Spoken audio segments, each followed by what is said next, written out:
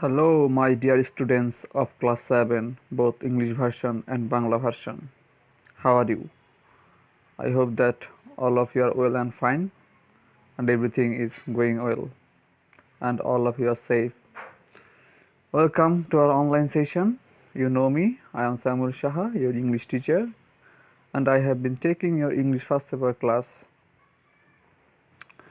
And you know that we have already finished our syllabus except rearrange.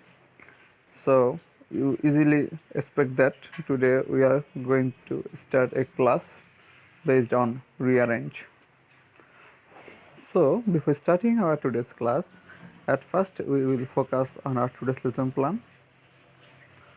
Today's lesson plan, obviously it is rearrange, and you have 5 rearrangements in your syllabus. Today we will discuss 3 rearrangements regarding Stephen Hawking, the fruit seller and the grocer, foolish dog and the crows. And you have another 2 rearrangements, Androcles and the lion, and hare and tortoise. You know the story hare and tortoise, কচ্ছপ এবং খরগোশের গল্প, এটা তোমরা জানো। আর একটা গল্প হচ্ছে অ্যান্ড্রোক্লেস এবং লায়ন। অর্থাৎ তোমাদের এই 5টা রিঅ্যারেঞ্জমেন্টস প্রথম সাময়িক পরীক্ষায় সিলেবাসে দেওয়া আছে। Stephen Hawking, the fruit seller and the grocer, foolish dog and the crows, Androcles and the lion, hare and tortoise. এবং সেই 5টি রিঅ্যারেঞ্জমেন্ট থেকে আজকে আমরা 3টা রিঅ্যারেঞ্জমেন্ট আলোচনা করব। Stephen Hawking, the fruit seller and the grocer, foolish dog and Kroos. So let's start our today's class. প্রথমে আমরা যে রিঅ্যারেঞ্জমেন্টটা প্র্যাকটিস করব সেটা হচ্ছে foolish dog and the Kroos. Class শুরু করার পূর্বে আমি একটা জিনিস তোমাদের ক্লিয়ার করে বলে নেই। যদি পরীক্ষার হলে অর্থাৎ যখন আমরা ফিজিক্যালি ক্লাসরুমে ফিরব এবং ফিজিক্যালি আমরা পরীক্ষা দেওয়ার জন্য উপস্থিত হব পরীক্ষার হলে, তখন রিঅ্যারেঞ্জ যদি এভাবে আসে পরীক্ষার হলে প্রশ্নে যেটা লেখা থাকে, rearrange the following sentences in the correct order in your answer script and need to reproduce the sentences in your script, only the correct sentences need to be written. যদি বলা থাকে যে বাক্যগুলো তোমাকে সাজিয়ে লিখতে হবে, অর্থাৎ তাহলে তোমাকে পুরো রিঅ্যারেঞ্জটাই কী করতে হবে, হ্যাঁ, বাক্য আকারে পুরোটাই তোমাকে লিখতে হবে। অর্থাৎ শুধুমাত্র এই বক্স দিলে পরে চলবে না, এই বক্সও দিতে হবে, পাশাপাশি পুরো রিঅ্যারেঞ্জটা তোমাকে গুছিয়ে পুরো বাক্য আকারে লিখতে হবে, গল্প আকারে লিখতে হবে। আশা রাখি সবাই বুঝতে পেরেছ। এখন দেখো প্রথম লাইনটা দেওয়া আছে, the first line is given, one of them started pecking the dogs tail, second one both the Kroos went near the dog, C number, the dog dropped the bone and looked at the crow. D number, once the dog was eating a bony piece of meat under a tree. E number, the dog not only felt disturbed but also became angry. F number, it flew away and after some time returned with another crow. G number, a crow saw him and wished to eat that. H number, in the meantime, the other crow flew away with the bone. I number, this made him sad and helpless. The dog ran after the crow but in vain. অ্যান্সারটা হবে 1 number D, 2 number G, 3 F, 4 B, 5 A, 6 E, 7 C, 8 H, 9 J, 10 I. যখন পরীক্ষা হলে তোমরা রিঅ্যারেঞ্জটা answer করবে, তখন প্রথমে তোমাকে সঠিক উত্তরগুলো অর্থাৎ সিরিয়ালগুলো D, G, F, B, A, E, C, H, J, I এগুলো এইভাবে বক্স আকারে লিখতে হবে। যেখানে এখানে বক্সটা যেভাবে দেওয়া আছে ঠিক সেভাবেই তোমাকে বক্স আকারে লিখতে হবে। এরপরে তোমাকে পুরো গল্পটা অর্থ অনুসারে সাজিয়ে লিখতে হবে। আমি বলে দিচ্ছি। ডি নাম্বার অর্থাৎ প্রথমে তুমি লিখবে, once a dog was eating a bony piece of meat under a tree. Next, G number, a crow saw him and wished to eat that.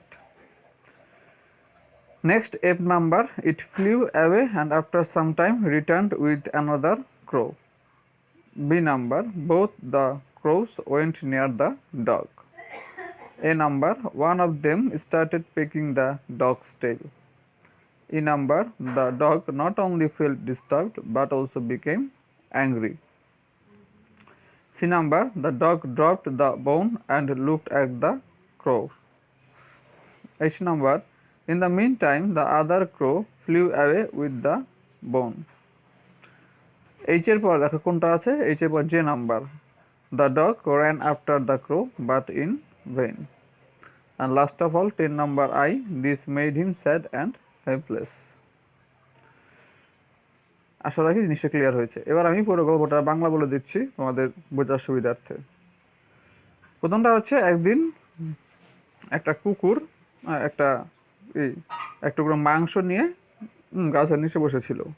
হঠাৎ করে একটা কাক সেটা দেখতে পেলো এবং দেখার পর সে ওই মাংসটা খেতে ইচ্ছা করলো। এখন সে একটা প্ল্যান করলো, কি প্ল্যান করলো, সে ওখান থেকে উড়ে গেল এবং উড়ে গিয়ে আর একটা কাককে ডেকে নিয়ে আসলো। তখন কি করলো, দুইজনে মিলে both the Kroos went near the dog, দুজনেই কুকুরটার কাছে গেল এবং তারা প্ল্যান মাফিক কাজ করলো। কি কাজ করলো দেখো, এই number, one of them started pecking the dog's tail, একজন কুকুরের লেজ নিয়ে কি নাড়াচাড়া করতে লাগলো বা ঠোঁটে তুলে নিতে লাগলো। 6 number, the dog not only feel disturb but also become angry, এবং এই কর্মকাণ্ডে তখন কুকুরটা কি অবশ্যই বিরক্তি বোধ করলো এবং পাশাপাশি রাগান্বিত হলো। তখন সে কি করলো, তখন সে মুখ থেকে সেই মাংসের টুকরোটা বা হাড্ডিটা সেই বোন অর্থাৎ হাড়, সেই হাড়টা ফেলে কি করলো, ওই যে কাকটা তার লেজ নিয়ে নাড়াচাড়া করছিল তার দিকে তাকালো।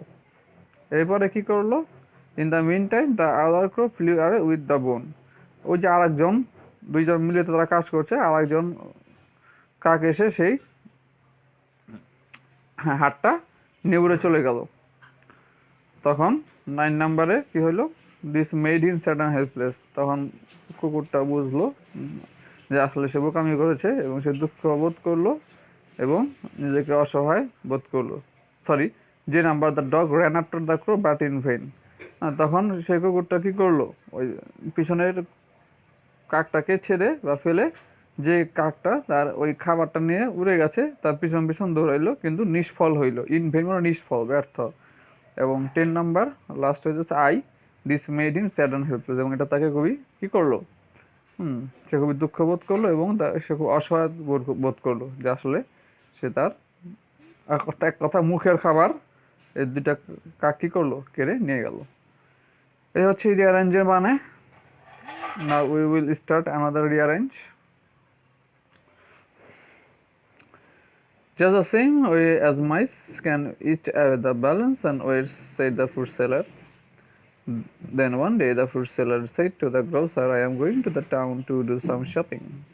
After a few days, the fruit seller asked the grocer to return his balance and weight. The next day, the fruit seller came back alone from the town. One day, a grocer borrowed a balance and weight from a fruit seller. Please send your son with me to carry my things. The grocer said, the mice ate away your balance and weight. Where is my son? Asked the grocer. The lame excuse of the dishonest grocer made fruit seller very angry. A crow carried your son away, replied the fruit seller. You liar! How can a crow can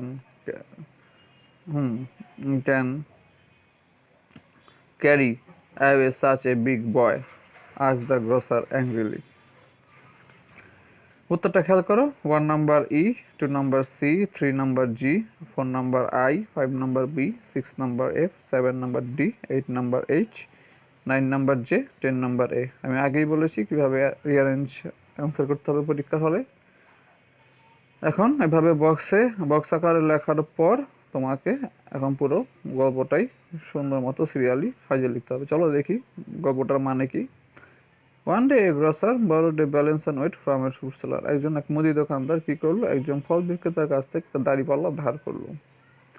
After a few days, the fruit seller asked the grocer to return his balance and weight. কিছুদিন পর ওই ফল বিক্রেতা, যে নাকি মুদি দোকানদারকে কি করেছিল, সেই তোমার দাঁড়িপাল্লাটা ধার দিয়েছিল, সেটা ফেরত দেওয়ার জন্য বলল। G number, the grocer said, the mice ate away your balance and weight. তখন মুদি দোকানদার বলল যে একটা ইঁদুর তোমার দাড়ি পাল্লা খেয়ে ফেলেছে। আচ্ছা, এরপরে কি হলো? এরপরে I number, the lame excuse of the dishonest grocer made fruit seller very angry. একটা দাড়িপাল্লা কখনোই একটা ইঁদুর খেয়ে ফেলতে পারে না। এই বাজে অজুহাতটা মুদি দোকানদারকে কি করলো? খুবই রাগান্বিত করে তুললো। B number, then one day the fruit seller said to the grocer, I am going to the town to do some shopping. তারপরের দিন সেই ফল বিক্রেতা গ্রসারকে বলল, I am going to the town to do some shopping. আমি কিছু shopping করার জন্য শহরে যাচ্ছি। আচ্ছা, তারপর কি হলো দেখো, F number, please send your son with me to carry my things. বললো দয়া করে তোমার ছেলেকে আমার সাথে পাঠিয়ে দাও আমার জিনিসপত্রগুলো বহন করার জন্য। Next D number, the next day the fruit seller came back alone from the town. পরের দিন ওই ফল বিক্রেতা যে নাকি মুদি দোকানদারকে সেই দাড়িপাল্লাটা ধার দিয়েছিল, সে কি করলো? মুদি দোকানদারের ছেলেকে শহরে নিয়ে গেল ঠিকই জিনিসপত্র ক্যারি করে নিয়ে আসার জন্য, কিন্তু তার পরের দিন সে শহর থেকে একা ফিরে আসলো। Then H number, where is my son asked the grocer. এখন যেহেতু তোমার ফল বিক্রেতা একা একা শহর থেকে ফিরে এসেছে, তখন স্বাভাবিকভাবে মুদি দোকানদার প্রশ্ন করলো যে আমার ছেলে কোথায়। দেন যে নাম্বার কি হলো, a crow carried away your son, replied the fruit seller. বললো একটা কাক তোমার ছেলেকে উড়িয়ে নিয়ে গেছে। তখন এই কথাকে বিশ্বাস করবে, কেউ বিশ্বাস করবে না, যেটা সম্ভব কখনো, একটা কাক একটা ছেলেকে উড়িয়ে নিয়ে গেছে। ইউ লায়ার, তুমি মিথ্যাবাদী। How can a crow carry away, এখানে একটু ভুল আছে, সি আর কার লেখা আছে, এটা ক্যারি অ্যাওয়ে হবে, C A double R Y, carry away. যে কিভাবে একটা কাক carry such a big boy, এই ধরনের বড় বালককে বহন করে নিয়ে যেতে পারে, উড়িয়ে নিয়ে যেতে পারে।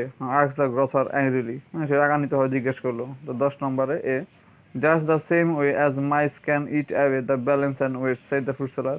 বললো হ্যাঁ, সে একই পদ্ধতিতে যেভাবে একটা ইঁদুর একটা দাড়িপাল্লা খেয়ে ফেলতে পারে, সে একইভাবে একটা কাক কি করতে পারে, একটা বালককে উড়িয়ে নিয়ে যেতে পারে। Now we will start another rearrange, Stephen Hawking. এটা আমি রিয়ারেঞ্জ আকারে তোমাদের দিচ্ছি না, এটা আমি গল্প আকারে তার জীবনীটা তোমাদের পড়িয়ে দিচ্ছি। তুমি এখন সেটা গল্প আকারে বাসা ভালো করে পড়ে নেবে এবং এখান থেকে রিয়ারেঞ্জ আসলে পরে অ্যান্সার করবে। Stephen Hawking is the greatest physicist after Einstein. He was born in 1942 in an educated family in the UK. He was very skilled in mathematics from his boyhood. He got his PhD in cosmology from Cambridge University at the age of 26. At the age of 30, he became a victim of Ray's disease.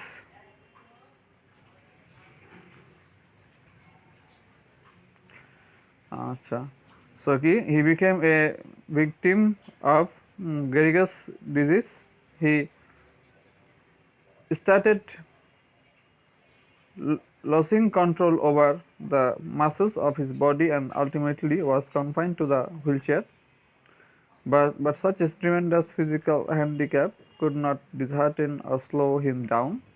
He continued his work with a computer and a voice synthesizer. In 1978, he received prestigious Albert Einstein Award for theoretical physics. In 1979, he joined Cambridge University as Lucasian Professor of Mathematics. So এই জিনিসটা এবং নিচে বাংলা অনুবাদ সহকারে এই পুরো গল্পটা দেওয়া আছে, তো তোমরা বাসায় এটা রেডি করে ফেলবে এবং এখান থেকে যদি পরীক্ষার হলে রিয়ারেঞ্জ প্রশ্ন আসে আশা রাখি তোমরা উত্তর করতে পারবে। এটাই পরীক্ষার হলে তোমরা অ্যান্সার করবে এবং এই সিকোয়েন্সটা তোমরা মেনটেন করবে, তার জীবনী এখানে আমি দিয়ে দিলাম। এবং বাকি রইল আরও দুটো তোমাদের রিয়ারেঞ্জ, এটা তোমরা জানো গল্পটা, হেয়ার অ্যান্ড টর্টয়েস, কচ্ছপ এবং খরগোশের গল্প, তোমার ছোটোবেলা থেকে এটা পড়েছো। আর একটা অ্যান্ড্রোক্লেস অ্যান্ড লায়ন, এক দেশে এক অ্যান্ড্রোক্লেস এক ধনী ব্যক্তির ভৃত্য ছিল। তো সেই ধনী ব্যক্তিটা তাকে কি করতো, তাকে খুব অত্যাচার করতো, যার কারণে অ্যান্ড্রোক্লেস একদিন সেই ধনী ব্যক্তির বা ধনী মালিকের বাসা থেকে পালিয়ে যায় এবং পালিয়ে গিয়ে সেটা গুহায় আশ্রয় গ্রহণ করে এবং সেই গুহায় আশ্রয় গ্রহণ করার পর সে খুব ক্লান্ত ছিল এবং সে ঘুমিয়ে পড়ে এবং হঠাৎ করে তার ঘুম ভাঙে একটা সিংহের ডাকে এবং সে দেখে সে তার সামনে একটা সিংহ এবং সেই সিংহটা ব্যথায় কাতরাচ্ছে বা ব্যথায় গর্জন করতেছে। প্রথমে সে ভয় পেয়ে গিয়েছিল, তখন সে দেখলো না সিংহটা আসলে ব্যথায় কান্না করতেছে বা ব্যথায় সে চিৎকার করতেছে। তখন একটা মানুষ ভয় পেলেও, সিংহ থেকে ভয় পেলেও সে কী করলো, সিংহের কাছে গেল। অ্যান্ড্রোক্লেস দেখলো সিংহের যে থাবা, সে থাবায় একটা কাঁটা ঢুকেছে, সেই জন্য সিংহ চিৎকার করতেছে। তখন সে কী করলো, তখন সে বন্ধুসুলভ আচরণের মাধ্যমে অ্যান্ড্রোক্লেস ওই ব্যক্তিটা সে সিংহের থাবা থেকে তোমার কাঁটাটা সরিয়ে নেয়। এতে সিংহ ব্যথা থেকে মুক্তি পায় এবং সিংহ তার প্রতি কৃতজ্ঞতা বোধ করে। অবশেষে সিংহ এবং অ্যান্ড্রোক্লেসের মাধ্যমে বন্ধুত্বপূর্ণ সম্পর্ক তৈরি হয়ে যায়। অর্থাৎ পশুর সাথে মানুষের যে বন্ধুত্বপূর্ণ সম্পর্ক তৈরি হতে পারে সেটা নিদর্শন পাওয়া যায় এই অ্যান্ড্রোক্লেস অ্যান্ড দ্য লায়ন এই গল্পে। আর হেয়ার অ্যান্ড টর্টয়েস তোমরা এই গল্পটা সবাই জানো, তো আশা রাখি কোনো সমস্যা হবে না। So it is the last class before your Eid vacation from me, and hope you all the best to all of you. Enjoy your Eid day. And if you have any question regarding this topic, অর্থাৎ rearrange সম্পর্কে তোমাদের যদি কোনো প্রশ্ন থাকে তোমরা আবার কমেন্টে আমাকে জানাতে পারো বা প্রশ্ন করতে পারো। If you have any question regarding rearrange, any confusion or problem, you can ask me. And we have finished our first term syllabus, so get prepared yourself very well. এবং যেভাবে বলেছিলাম যে বাসায় খুব ভালো মতো পড়াশোনা করো, বাসায় থাকো, অতিরিক্ত প্রয়োজন, খুব জরুরি প্রয়োজন ছাড়া বাসা থেকে বেরোনোর কোনো দরকার নেই। বাসায় থাকো, সুস্থ থাকো, নিরাপদে থাকো এবং খুব ভালো থাকো। এবং তোমাদের সবাইকে ধন্যবাদ for listening my lecture. Thanks to all of you. Stay safe and healthy. No more today. Thank you. Best of luck to all of you.